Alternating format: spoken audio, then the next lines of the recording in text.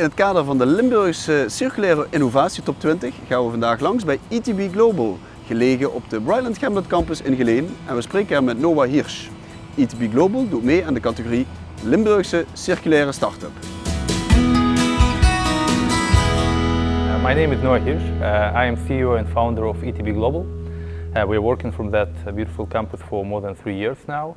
And the idea, what we try to do, we change the way we produce the basic materials for plastic and rubber industry to make it greener, but still have the same performance and same qualities which we like.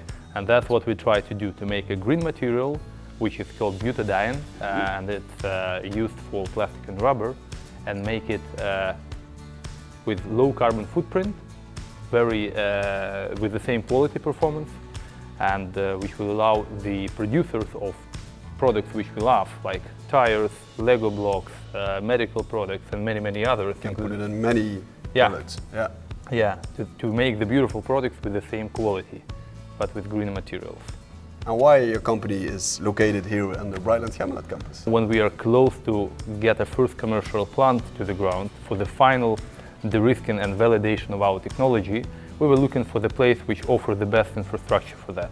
Aside from our beautiful technology, it's always about permits, regulation, access to the utilities, and access to talent. Yeah, that's why we were looking for a specific place where we can do it all in one place. Yeah, we are a small company, we can't build the infrastructure ourselves. No. Yeah, we need to do it together with the ecosystem. When I'm asked why I'm doing that, I always tell that I did a lot of things. I was always been an entrepreneur, but before I mostly did some more classic business of trade and buying and selling.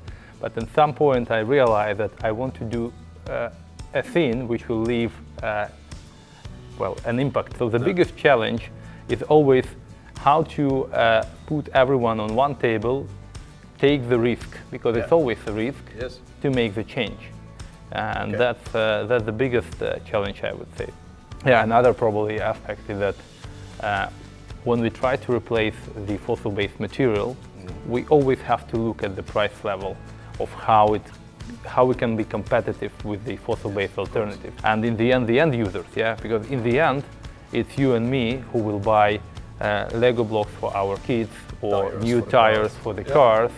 And we need to understand that, okay, if we pay a little bit more, that is because this product now is better for environment. I wish you all the luck with your innovation and with your company. Thank you very much. Thank you, Javier.